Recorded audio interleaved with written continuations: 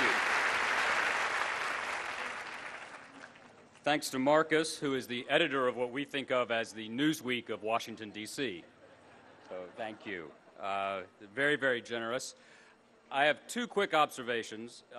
You're here for a while because of the rain, so I hope you all are very interested in Jacksonian America. And secondly, 3 people since I got here have asked me, have said, Mr. Grisham, would you sign this? I said, you know, he's taller and richer. And I have little hope of achieving either at this juncture. That's a true story. I'm delighted to be here. It's thrilling to be with people who care so much about what we care about. Marcus and I are lucky to work for the Washington Post Company, which is a formidable force, we think, still in the life of the nation and of the world. Philip Graham, the founder of the modern Newsweek and the late publisher of the Post, used to say that journalism should be the first rough draft of history. Once, when I was a very young Newsweek writer, we got something wrong in our Periscope section one week, and I was in Evan Thomas's office, who was then the Washington bureau chief, when Mrs. Graham called because a senator had called her about the mistake, which she was not thrilled about. And you could sort of hear her voice through the phone as Evan said in his defense, well, but ma'am, it's just supposed to be the first rough draft of history. To which I heard her, the voice come through, but does it have to be so goddamn rough? So we struggle and try to do what we can. I want to talk about Andrew Jackson. Always a vivid topic, given the man himself. We are in a city surrounded by monuments to great presidents. Washington Monument is here, Jefferson, Lincoln. For Jackson, there's the statue in Lafayette Park. And that's appropriate, I think, because he can keep an eye very close in on what his successors are doing. He would like that. One of the ways to think about Jackson, think about any president really, is what did their successors make of them? And so when I started looking into that, you realize that Lincoln, who was no Jacksonian Democrat, to say the least, he was a Henry Clay man, even though Jackson had given him a very important job. In May of 1833, Jackson made Lincoln the postmaster of New Salem, Illinois. And his gratitude for that enormous post was not vast, unfortunately.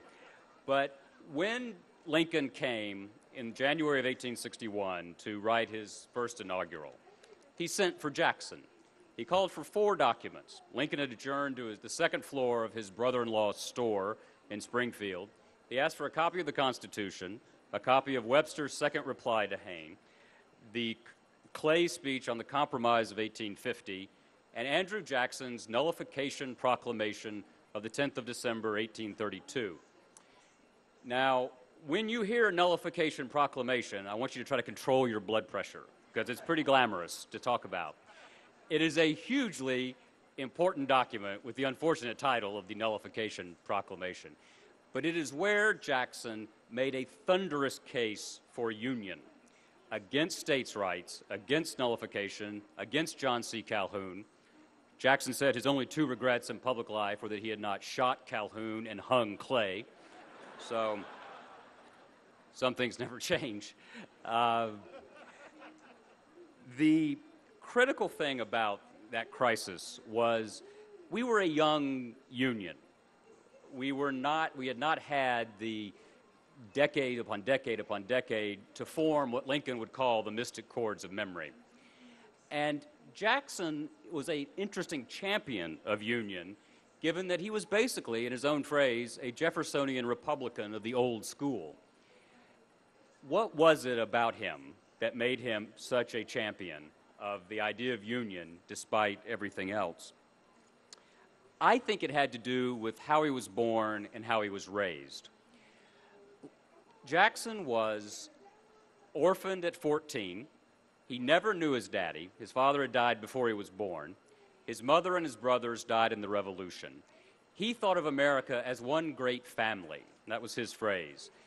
His family's blood, in many senses, had consecrated the Union, and he could not envision a world in which that sacrifice would have gone to waste and to naught.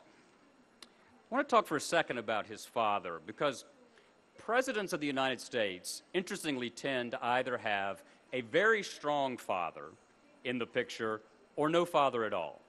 If you are raising normal children, give it up. They will never be president. That's my excuse. Great childhood.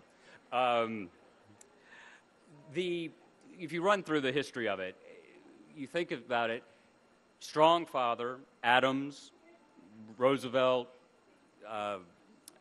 Bush, John McCain, nominee.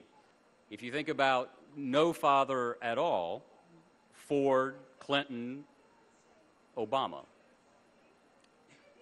I asked President Obama when he was Senator Obama about this idea that why was it that fatherless sons tended to do so well in political life?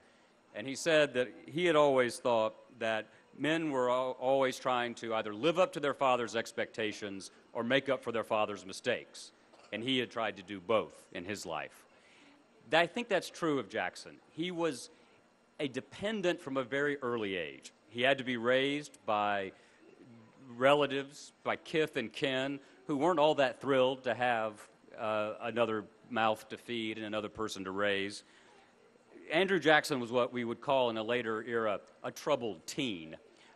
He tended to slobber when he got furious. His temper was already being honed. He was a handful, and he felt always that he was somehow not in control. And I think that exacerbated his feelings and his personality, his hunger to be in charge. His mother said a very interesting thing to him early on, suggested that he become a minister. For the cause of God and of the country, I think it's probably best that didn't happen. Militant Christianity would have had no greater champion, come to think of it.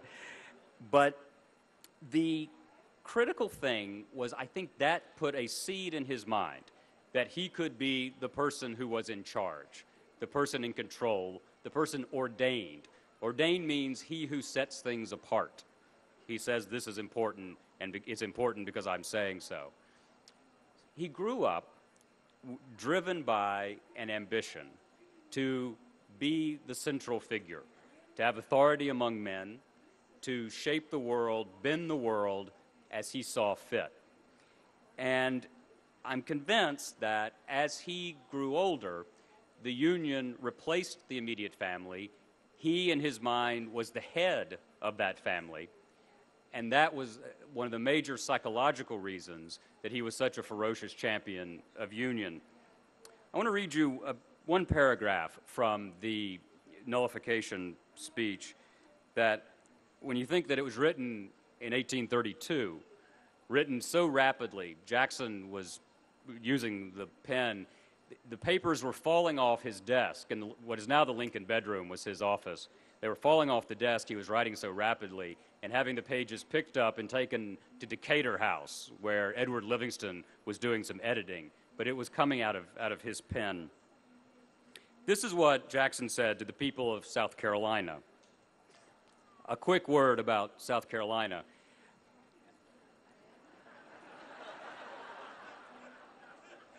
Okay, don't need to do it. Excellent.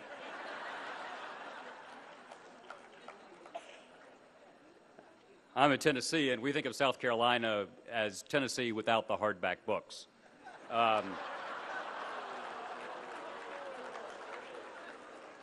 I just alienated an entire state. Just kidding. Some of my best friends are South Carolinians. I know a lot of them I went to, as you heard from Marcus, I attended the University of the South in Sewanee, Tennessee. For those of you who may not know it, it's a combination of Brideshead Revisited and Deliverance. Very particular kind of culture. But South Carolina has always been trouble for the Union. No yelling, please.